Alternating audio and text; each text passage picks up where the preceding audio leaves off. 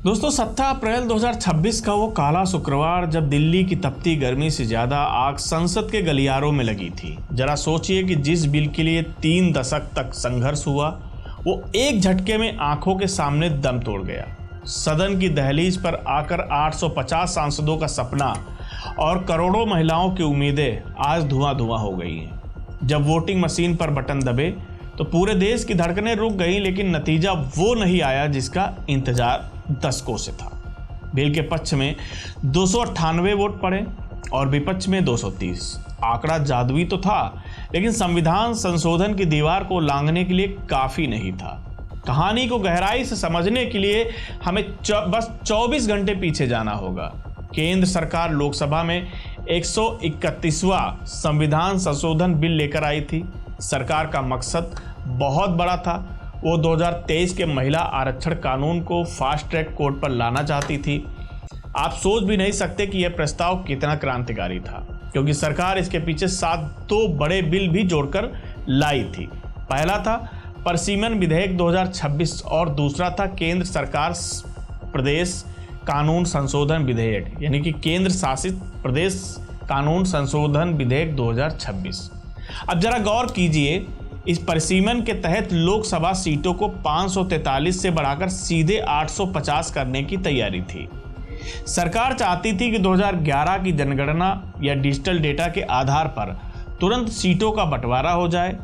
अगर ये हो जाता तो 2029 के चुनाव में हमारी संसद में 33% महिलाओं की भागीदारी पक्की थी। लेकिन अफसोस बहुत मत की कमी की वजह से ये ऐतिहासिक बिल सदन में औंधे मुंह गिर गया। अब सवाल ये है कि जो सरकार 2023 में इसे सर्वसम्मति के करीब ले आई थी, वो 2026 में आखिर कैसे चूक गई। बिल गिरते ही सत्ता पक्ष के चेहरे उतर गए और विपक्ष में शोर मच गया। ये लड़ाई कल की नहीं, इसकी जड़ें बहुत गहरी हैं। इस संघर्ष की नींव 12 सितंबर 2096 को देवेगौड़ा सरकार ने रखी थी। हम थोड़ा सा आपको पीछे लेके चल रहे हैं, बहुत गौर से समझिएगा। उस समय गीता मुखर्जी कमेटी ने इसकी सिफारिश की थी, लेकिन तब संसद में जो हुआ वो लोकतंत्र के लिए किसी सदमे से कम नहीं था। बिल के विरोध में कापियां फाड़ी गईं, माइक तक छीन लिए गए। इसके बाद अटल बिहारी वाजपेयी की सरकार ने 1998 से 2003 के बीच कई बार कोशिश की, लेकिन कोटे के भीतर कोटा यानी कि ओबीसी आरक्षण की मांग ने हर बार इस कानून के रास्ते में रोड़ा अटकाया। अब देखिए, 2010 के वो नज़ारे भी सबको याद होंगे जब मनमोहन सिंह सरकार के दौरान राज्यसभा में मार्शल बुलाने पड़े थे। सांसदों को गोद में उठाकर सदन से बाहर ले जाना पड़ा था, तब जाकर बिल पास हुआ था। लेकिन लोकसभा में फिर वही ढाक के 3 पात्र हैं। मुलायम सिंह और लालू यादव जैसे दिग्गजों का साफ कहना था कि यह बिल केवल संभ्रांत महिलाओं के लिए है। उनका तर्क था कि जब तक इसमें अल्पसंख्यक और पिछड़ी महिलाओं को अलग से आरक्षण नहीं मिलेगा, तब तक वो इसका विरोध करते रहेंगे। समय का पहिया आगे बढ़ा। सितंबर 2023 आया। नए संसद भवन की शुरुआत नारी शक्ति वंदन अधिनियम से शुरू हुई। इसे 106वां संविधान संशोधन भी कहा गया। राष्ट्रपति द्रौपदी मुर्मू ने 28 सितंबर को इस पर हस्ताक्षर किए और पूरे देश को लगा कि जंग जीत ली गई। लेकिन इस कानून में एक बहुत बड़ा पेच छिपा था। शर्त यह थी कि पहले जनगणना होगी, फिर परिसीमन होगा और इसके बाद ही आरक्षण लागू होगा। विपक्ष ने इसे चुनावी जुमला करार दिया, जबकि सरकार ने इसे एक जरूरी संवैधानिक प्रक्रिया बताया, यानी कि जनगणना और परिसीमन के बाद ही इस पर आरक्षण लागू होगा और इसके बाद ही इसको लागू किया जा सकता था। अब आइए समझते हैं कि कल ये बिल क्यों गिरा। विवाद की असली जड़ महिला आरक्षण नहीं बल्कि परिसीमन है। 1976 से भारत में सीटों की संख्या बढ़ाने पर रोक लगी है ताकि दक्षिण भारतीय राज्यों को जनसंख्या नियंत्रण के लिए नुकसान न उठाना पड़े। विपक्ष, जिसमें राहुल गांधी, स्टालिन और ममता बनर्जी शामिल हैं, उनका आरोप है कि सीटों को 850 करने के पीछे सरकार का असली मकसद उत्तर प्रदेश, बिहार और राजस्थान जैसे राज्यों की ताकत बढ़ाना है। अगर ऐसा हुआ तो दक्षिण भारत का राजनीतिक वजन संसद में आधा रह जाएगा। राहुल गांधी ने तो इसे सीधे संघीय ढांचे पर हमला बता दिया। दक्षिण के राज्यों को डर सता रहा है कि उनके अधिकार उत्तर भारत के दबदबे में दब जाएंगे। उसी उत्तर बनाम दक्षिण के संघर्ष ने महिलाओं के हक की बलि ले ली। दोस्तों, हम आपको थोड़ा सा अन्य बातें भी इसमें जोड़कर बताते हैं।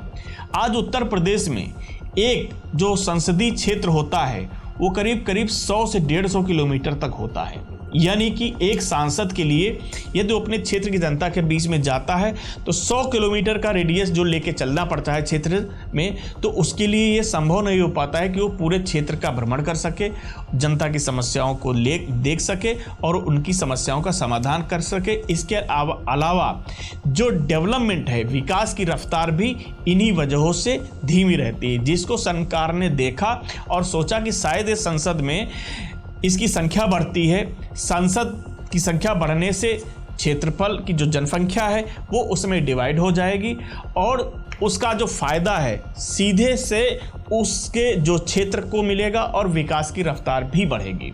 अब हम बात करते हैं, बिल गिरने के बाद से सियासत के गलियारों आरोपों प्रत्यारोपों से गूंज रहे हैं।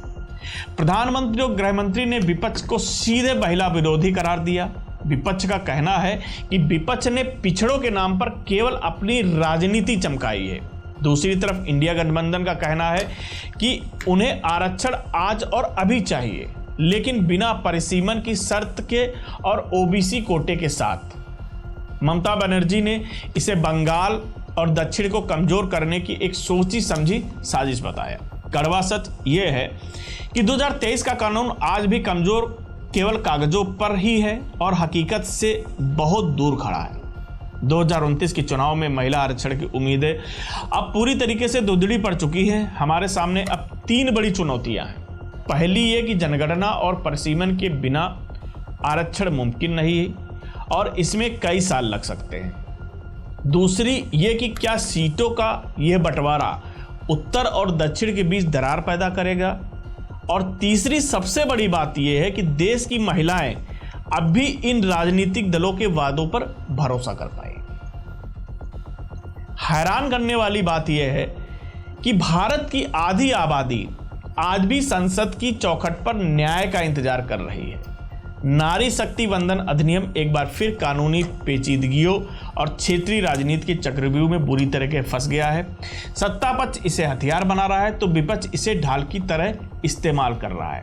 लेकिन दोस्तों, एक बहुत आपको इंटरेस्टिंग बात बताते हैं। दोस्तों, अक्सर करके भारतीय राजनीति में जो राजनीति है वो पुरुष प्रधान रही है। महिलाओं का जो प्रतिनिधित्व बहुत ही कम रहा है, कहीं 20%, कहीं 15%, कहीं 10%, बहुत ज़्यादा ये खिंच के गया है तो 20 से 25%, लेकिन वर्तमान में बहुत ही कम है, 15 से 16% के करीब। अब सवाल ये उठता है कि जिस क्षेत्र में, जिस भी परिवार में जहाँ पर पुरुष का प्रतिनिधित्व है, पुरुष वहाँ की राजनीति में हावी हैं, यदि उस जगह पर महिला आरक्षित सीट हो जाएगी तो जाहिर सी बात है उसी परिवार का, जिस परिवार का पुरुष वहाँ का सांसद और विधायक बन रहा है, वहाँ की महिला होगी। यानी कि उस पुरुष को महिला सांसद का पति कहा जाएगा, महिला विधायक का पति कहा जाएगा, ना कि स्वयं उसको सांसद और विधायक कहा जाएगा। ये सबसे बड़ा कारण है इस बिल को रोकने का। अब बात करते हैं आगे की जो स्टोरी है। लेकिन क्या दोस्तों 33% आरक्षण का सपना कभी सच होगा या सिर्फ इतिहास के पन्नों का एक अधूरा हिस्सा बनकर रह जाएगा? कल की महाभारत में जीत हुई थी, लेकिन 17 अप्रैल 2026 की इस राजनीतिक महाभारत में फिलहाल हार लोकतंत्र और उन उम्मीदों की हुई जो दशकों से संजोई गई थी। आपका क्या मानना है? अपनी राय हमें कमेंट बॉक्स में जरूर दें। मैं हूं अनूप मिश्रा और आप देख रहे हैं सरकारी मंथन। नमस्कार।